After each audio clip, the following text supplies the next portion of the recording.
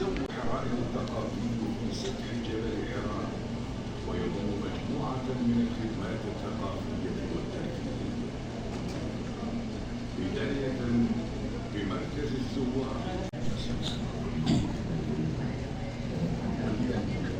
يشهد هذا المكان ميلادا ثقافيا جديدا. حي حراء الثقافي. يقع حي حراء الثقافي في سفح جبل حراء ويضم مجموعة من الخدمات الثقافية والترفيهية.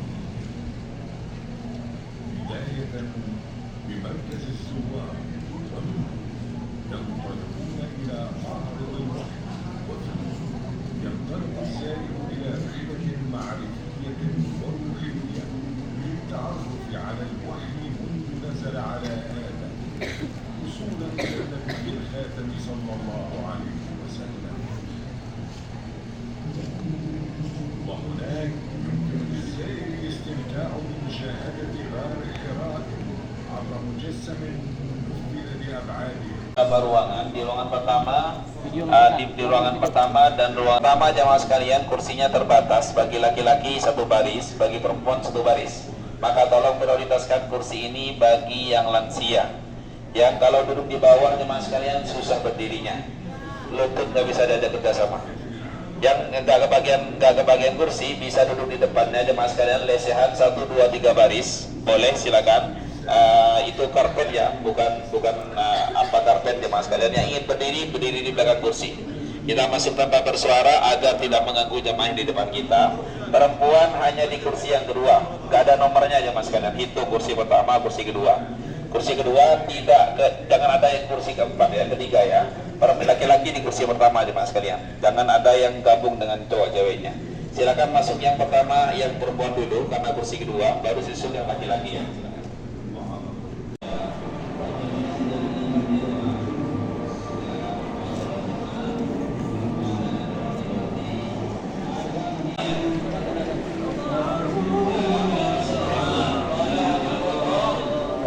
Waktunya hanya 2 menit. Jemaah yang ada di luar, di dalam gua jangan lama-lama, gantian dengan teman-teman yang ada di luar.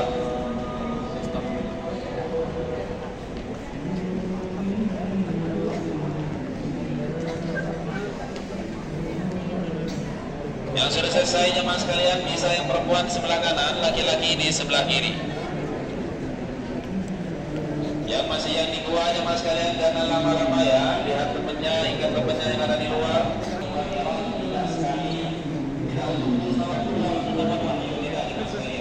Sudah ada dorongan sebelumnya.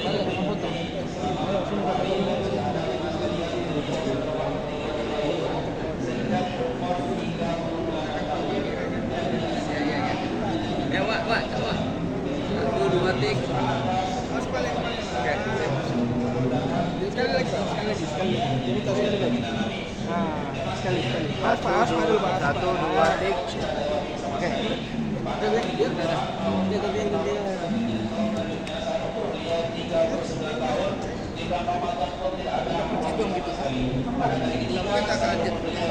Bukan dalam nanya yang sempit. Jadi dilebet tuh mantap. Itu tepatnya hari Senin tanggal 21 Ramadan di setelah Allah Subhanahu wa taala memuliakan baginda Nabi dengan turunnya wahyu pertama, dan sekali kali pertama turun wahyu ini malaikat Jibril menampakkan wujud aslinya jemaah sekalian.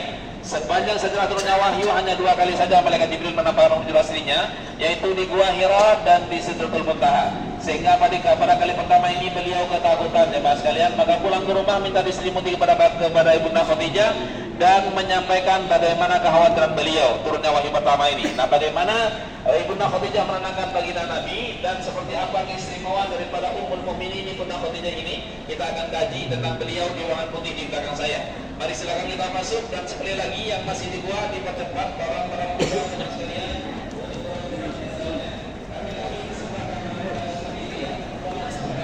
Sudah masuk ke dalam. Sudah dipoto. Foto kamu. Inilah kalimat yang digunakan oleh Ibunda Khadijah untuk menenangkan baginda Nabi saat turunnya wahyu pertama, absyir fa wallahi la yukhzika Allahu abadan. Tenanglah wahai suamiku, demi Allah engkau tidak akan dihinakan selama-lamanya. Kenapa jemaah sekalian? Bukan karena baginda Nabi banyak duitnya, bukan jemaah. Tetapi karena innaka latasilur rahim, karena engkau memiliki moral yang baik, menyambung tali silaturahmi, berkata dengan perkataan yang jujur, jemaah sekalian. Dan kemudian beliau menghormati tamu, membela yang lemah, membela yang benar, dan sekian rentetan daripada akhlakul karimah baginda Nabi.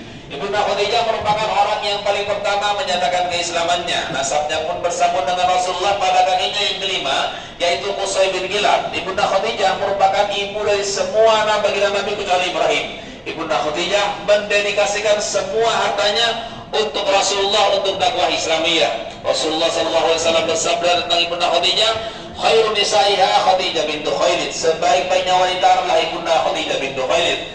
Nah, apakah kita berpeluang untuk menjadi wanita terbaik jemaah sekalian? Sangat berpeluang. Coba petik hikmah daripada akhlak Ibunda Khadijah ini yang Rasulullah SAW sampaikan dalam satu hadis yang diriwayatkan oleh muttafaqun alaih, diriwayatkan sangat sahih ya jemaah sekalian. Hadis sahih ini Rasulullah bersabda, ketika saya berada di satu ruangan, malaikat Jibril datang dan menyampaikan, ya Rasulullah, hadihi Khadijah, wahai Rasulullah, ini ada Khadijah di depan pintu, dan dia datang dengan membawa tampan berisi makanan dan minuman untukmu. Apabila ia datang kepadamu menghidangkan makanan itu, faqra 'alaiha salam min rabbiha, sampaikan salam dari Tuhannya, dan sampaikan pula salam dariku, serta berikan kabar gembira kepadanya akan dibangunkan istana di surganya Allah yang terbuat dari mutiara dan tidak ada kebisingan di dalamnya. Amati jemaah sekalian, apa amalan Ibunda Khadijah? Membawa nampan berisi makanan dan minuman untuk suaminya. Balasannya apa jemaah sekalian? Mendapat jaminan keselamatan di dunia dan di akhirat oleh Allah Subhanahu wa taala, mendapat doa keselamatan dari malaikat Jibril, malaikat yang paling mulia, mendapat kabar gembira dibangunkan istana di surga terbuat dari mutiara. Apa yang membedakan dengan nampan-nampan ibu-ibu sekalian? Yang membedakan mindsetnya, niatnya. Ibunda Khadijah pernah menyampaikan dalam satu kesempatan, saya tidak pernah berpikir untuk bersenang-senang dengan Muhammad. Yang selalu saya pikirkan bagaimana menyenangkan Muhammad. Nah, jemaah sekalian, amati. Itulah yang menuntut arsy Allah hingga Allah menjamin keselamatannya. Jadi beliau jemaah sekalian mengutamakan kesenangan suaminya, bukan mencari kesenangan dirinya. Hal ini diperkuat oleh Rasulullah dalam hadis yang sahih yang lain. Kata Rasulullah SAW, silakan masuk surga perempuan semuanya yang memiliki 4 syarat ini. Jadi perempuan bisa masuk surga dengan mudah dari pintu mana saja kalau dipenuhi 4 syarat ini. Hadisnya sahih jemaah sekalian. Pekan ini masuk surga jemaah. Yang pertama jemaah sekalian, perempuan yang menjaga salat 5 waktunya. Aman ya ibu. Yang kedua, perempuan yang menjaga puasa wajibnya.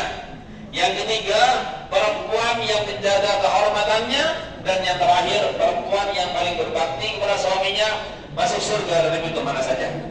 Istri Fir'aun aja masuk surga, masuk surga, tempat bangunan di surga. Disampaikan oleh Allah Subhanahu wa taala di dalam ayat suci Al-Qur'an.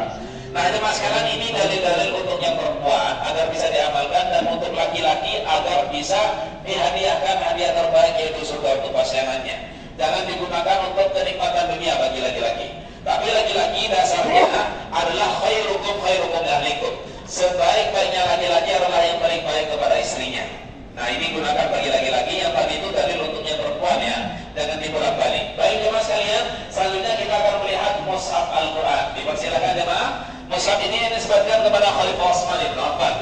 Jika benar menisbatkan ini, maka seperti inilah bentuk Al-Quran pada periode awal masa Khalifah Utsman bin Affan. Seperti ini jemaah sekalian. Al-Quran pada masa awal seperti ini, ketika pertama kali dibukukan dan disebutkan dalam pembukuannya itu seperti ini. Tidak ada harapannya, tidak pula ada dirinya. Selain wahyu Al-Quran, ada juga wahyu yang kedua jemaah sekalian. Apa wahyu yang kedua selain wahyu Al-Quran? Wahyu hadis jemaah. Ini salah satu contoh dalam hadis Sahih Bukhari. Dari hadis itu jemaah sekalian, semua ucapan baginda Nabi atau ucapan baginda Nabi semuanya disebut dengan hadis. Dan hadis Rasulullah SAW berfirman, "Wa ma yantiqu 'anil hawa in huwa illa wahyun yuha." Dan terakhir jemaah sekalian, mushaf sulam. Ini mushaf 30 juz. Di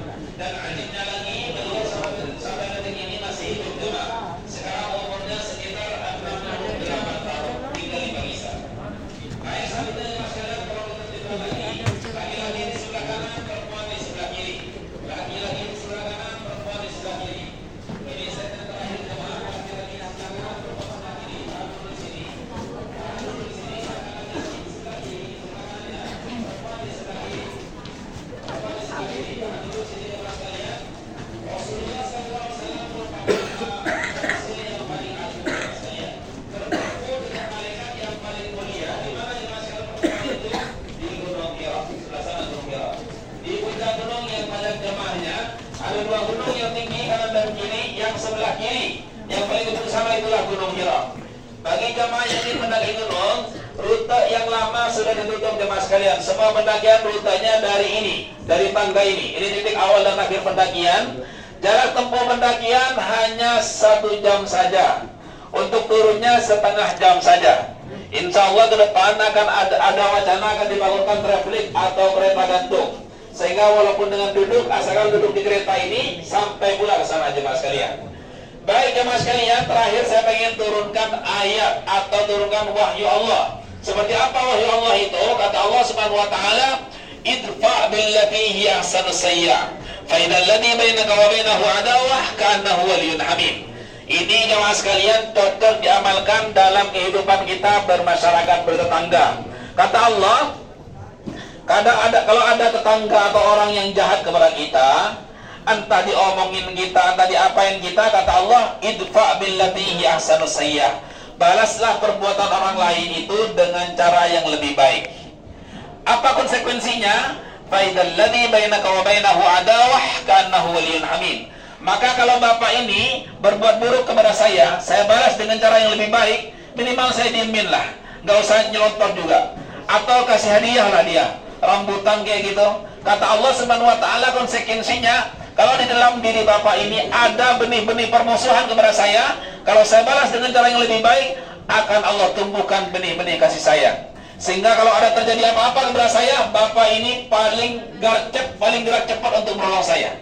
Jadi itu jemaah sekalian konsekuensi atau tawaran dari Allah Subhanahu wa taala. Maka silakan amalkan, tetapi kata Allah, "Wa ma yulaqaha illa alladziina sabaru wa ma yulaqaha illa dzu hazzin 'adzim." Orang yang bisa membalas keburukan orang lain dengan cara yang lebih baik hanya orang-orang yang sabar, jemaah sekalian. Siapa orang yang sabar itu?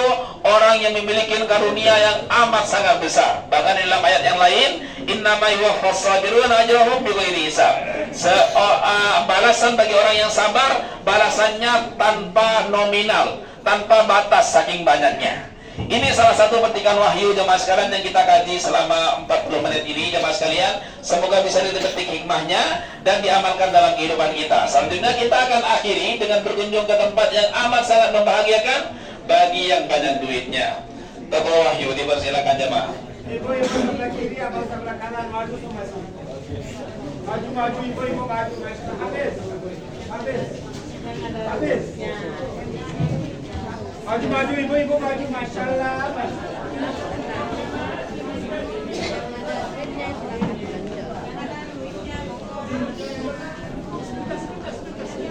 Assalamualaikum. Bagaimana nizam wahyu? Bagus, luar biasa. Ini Bapak Ibu toko hadiah Taifah 30-50 bersih diskon. Masya Allah, Masya Allah.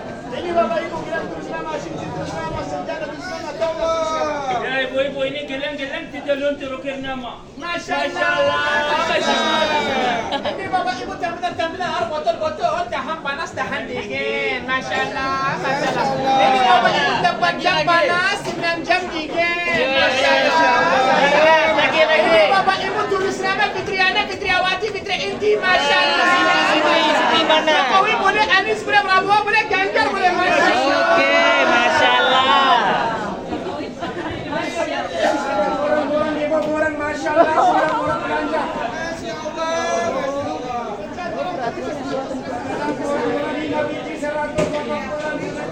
Masya Allah, orang-orang. Belanja.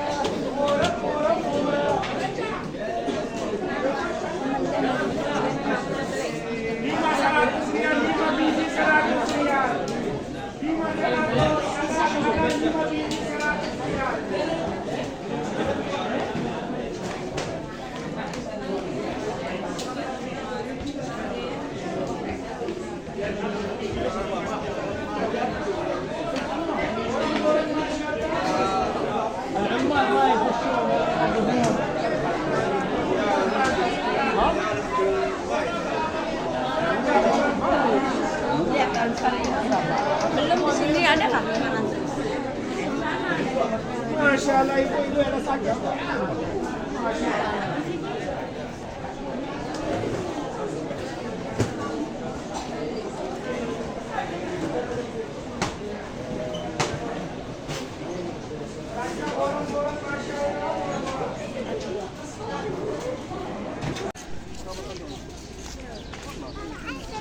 Nah, di depan kita itu adalah Gua Hiro, tempat pertama kali Nabi Muhammad SAW menerima wahyu.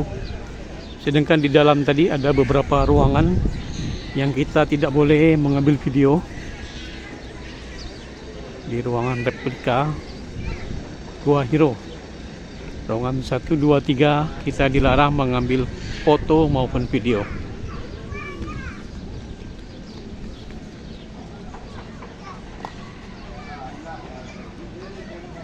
Mendaki lebih kurang 1 jam untuk mencapai puncak. Ketinggiannya lebih kurang 600 berapa tadi ya, 650 meter lah kalau nggak salah.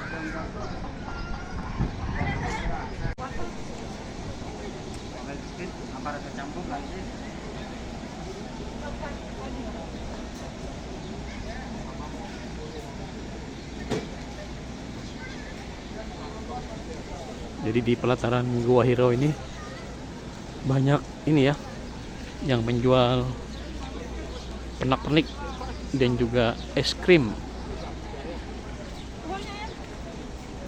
10 rial. Apalagi kalau Indonesia, this is live. Ya.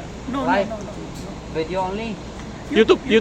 Okay, hello Indonesia, welcome to Makkah, welcome to Jabal Nur. I like Indonesia, Madura, Jakarta, Sumatera, Surabaya, Batam. Kalimantan, Batam. Bagus Indonesia, Indonesia Muslim. I like Indonesia. Terima kasih. Sama-sama. Syukron. Ada kuda juga.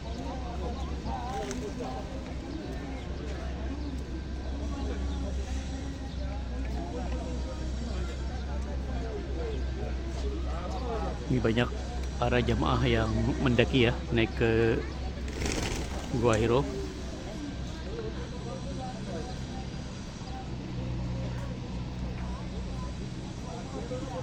Lumayan naik ya.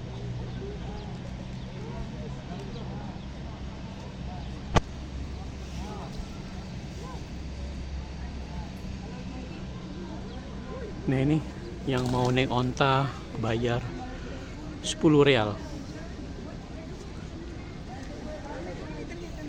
Itu si Desi mau naik dia.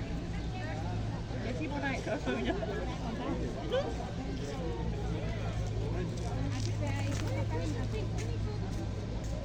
Naiknya cuma segitu aja loh. Aku coba balik.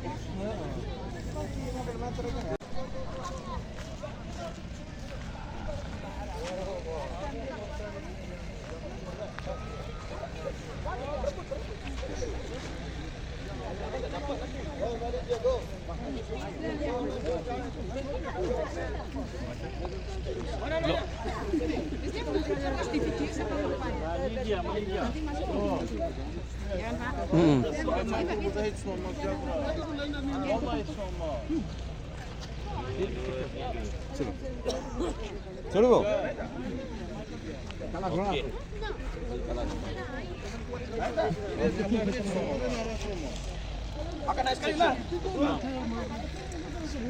Boleh berdua, 1 orang aja. Barang naik tak? Ini ngomong ni.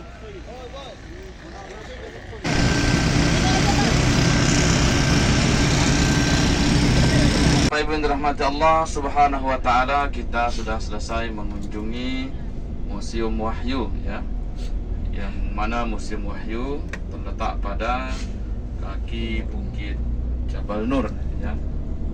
Dan kita sudah menyaksikan video-video yang disuguhkan kepada kita tadinya. Hendaknya kita mengambil ibrah dan pelajaran dari apa yang sudah kita lihat tadinya. Selanjutnya kita akan menuju ke Jabal Khondamah ya Bapak Ibu ya. Ke Jabal Khondamah yang mungkin sudah diceritakan dan dikisahkan sebelumnya. Kita akan menaiki bukit tersebut dan akan melihat pemandangan ya. Pemandangan kota Mekah dan juga mengarah kepada Masjidil Haram nantinya insyaallah.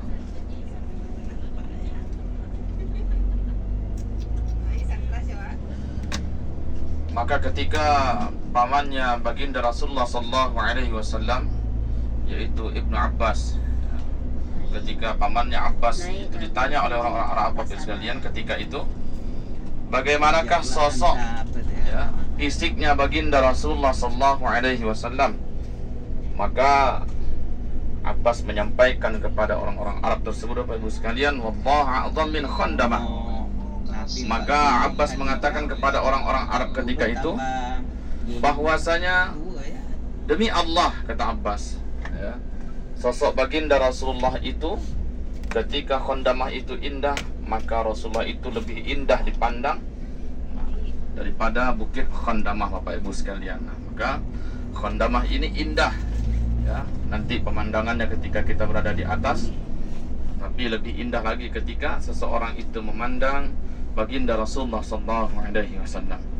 Maka mudah-mudahan kelak nanti kita akan dimudahkan untuk memandang fisiknya baginda Rasulullah sallallahu alaihi wasallam, dan mudah-mudahan juga termasuk ke dalam barisan beliau untuk memasuki surganya Allah Subhanahu wa taala insyaallah.